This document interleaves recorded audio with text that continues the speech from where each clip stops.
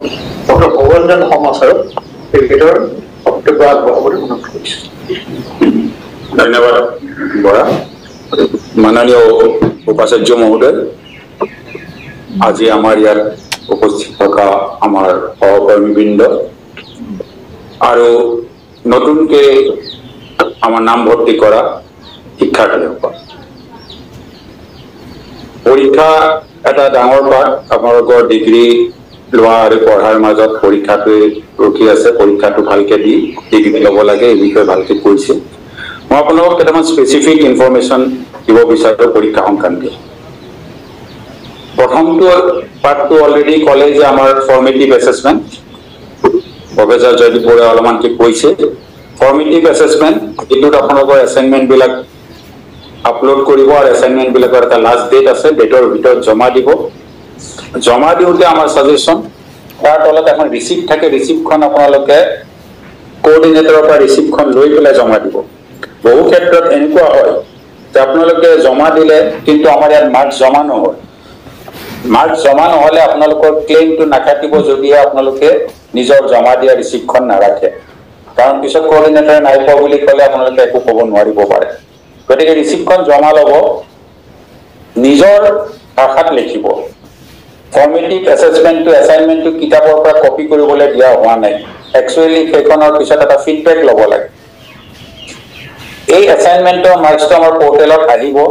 কোনোবাই যদি এছাইনমেণ্ট জমা টাইমত দিয়া নাই, তেওঁলোকৰ যেতিয়া মাৰ্কছটো নাহে, তেতিয়া তেওঁলোকে নেক্সট ইয়াৰ আকৌ ফৰ্ম ফিল আপ কৰি এছাইনমেণ্ট নতুনকৈ জমা দিব লাগিব। গতিকে টাইমত আপোনালোকে যাতে ফৰ্মেটিভ এছেছমেণ্ট নিজৰ নিজৰ ষ্টাডি চেণ্টাৰত জমা দিয়ে।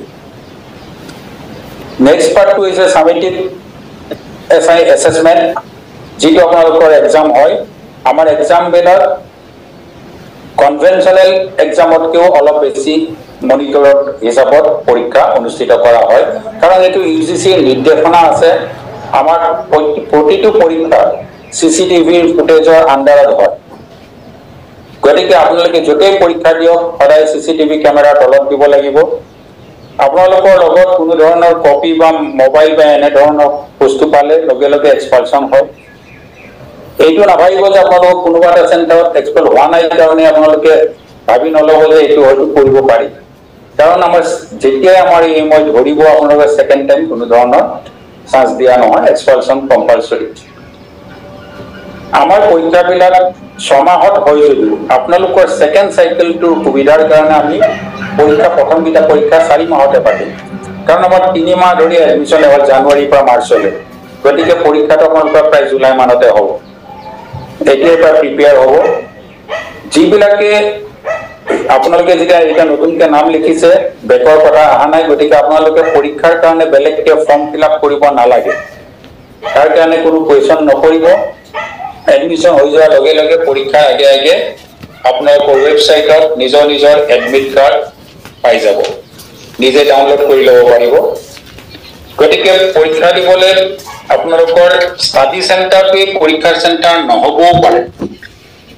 কিছুমান ৰিকুইজিশ্যন আছে, কিছুমান ৰিকুইজিট ক্ৰাইটেৰিয়া আছে, তাৰ ওপৰত ডিপেণ্ড কৰি আপোনালোকৰ ওচৰৰ এটা এক্সামিনেশ্যন চেণ্টাৰত পৰীক্ষা হ'ব।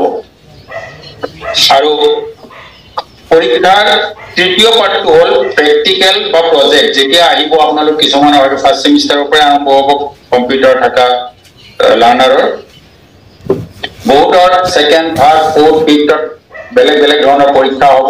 আৰু প্ৰেক্টিকেল বা প্ৰজেক্টৰ ক্ষেত্ৰত টাইম টেবুলত কেতিয়াবা কনফিউজ হয়। প্ৰেক্টিকেল পৰীক্ষাবিলাক টাইম টেবুলত আপোনালোকৰ এডমিট কাৰ্ডত যিটো চেণ্টাৰ আহে, সেইটো চেণ্টাৰতে পৰীক্ষা নহয়। টাইম টেবুলত লেখা থাকে তলত যে এক্সামৰ যিটো প্ৰেক্টিকেলৰ টাইম টেবুল আৰু প্ৰেক্টিকেলৰ আপোনাৰ চেণ্টাৰটো পিছত জনোৱা হ'ব বুলি। গতিকে ৱেবছাইটত চাই থাকিব পৰীক্ষা চলি থকাৰ মাজত একচুৱেলি প্ৰেক্টিকেল পৰীক্ষা ক'ত হ'ব, তেতিয়া এখন ছেপাৰেট নটিফিকেশ্যন হয়। সেইকাৰণে প্ৰেক্টিকেল পৰীক্ষাৰ ক্ষেত্ৰত নতুন ষ্টুডেণ্টে কেতিয়াবা কনফিউজ হয়, এডমিট কাৰ্ড দিয়া মতে আগৰ চেণ্টাৰতে গুচি যাবলগীয়া হয়, তেতিয়া প্ৰব্লেমত পৰে। সেইকাৰণে সেইটো ভালকৈ চাই থাকিব।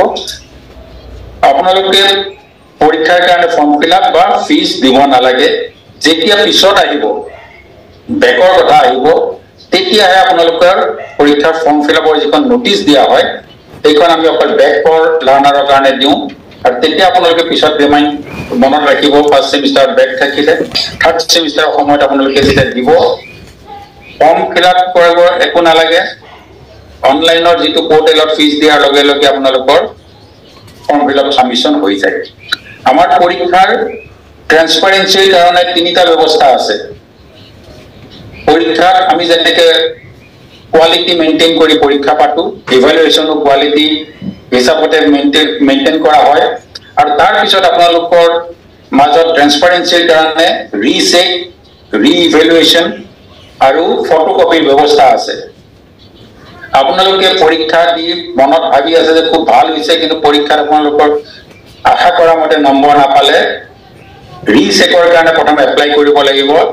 তাত এটা ফিজ আছে ইউনিভাৰ্চিটিত দিয়া আছে ৱেবছাইটত সেই ফিজটো দি পেলাই 100 रुपीसৰ আপোনালোকে যেতিয়া এপ্লাই কৰিব ৰিচেকৰ ৰিজাল্ট পাব নেক্সট হৈছে ৰিচেকত আপোনালোকৰ অকল মাৰ্কছ কাউন্ট কৰা হয় গোটেইবোৰ পৰীক্ষা কোৱেশ্চন চাইছে না নাই সেইটো চেক কৰা হয় ঠিকে মাৰ্কছটো উঠিছে না নাই নেক্সট ইজ ৰিইভালুৱেচন ক্লেম কৰিলে আমি এজন সেকেন্ড ফেকাল্টিৰ হৈ আপোনালোকৰ বহিখন চোৱাও কমপ্লিটলি জেনুইনলি নতুনকে বহিখন ইভালুৱেট কৰে তাৰ পিছতো আপোনালোক কেতিয়াবা স্যাটিসফাইড নহব পাৰে কোনোবা ষ্টুডেণ্টে ভাবিব পাৰে কোনোবা লাৰ্ণাৰে যে নাই মোৰ মাৰ্কছটো যিটো দিছে মই স্যাটিসফাইড নহয় মই বেছি পাব লাগিছিল তেওঁলোকে ফটোকপিৰ কাৰণে এপ্লাই কৰিব পাৰে তেওঁলোকৰ ইভালুৱেটেড বহিখন ফটোকপি তেওঁ দিয়া হ'ব তেওঁ যিকোনো বেলেগ টিচাৰক আপোনালোকে দেখাই ল'ব পাৰে অন্য কলেজৰ প্ৰফেসৰক দেখাব পাৰে আৰু কোনোবাই যদি এইটো ক্লেইম কৰে তেওঁ আজি ইয়াতে আহি পেলাই এইটো দেখুৱাব পাৰে আজিলৈকে আমাৰ ইউনিভাৰ্চিটি স্থাপনৰ পৰা ফটোকপি যথেষ্ট বহু ফটোকপি লৈ গৈছে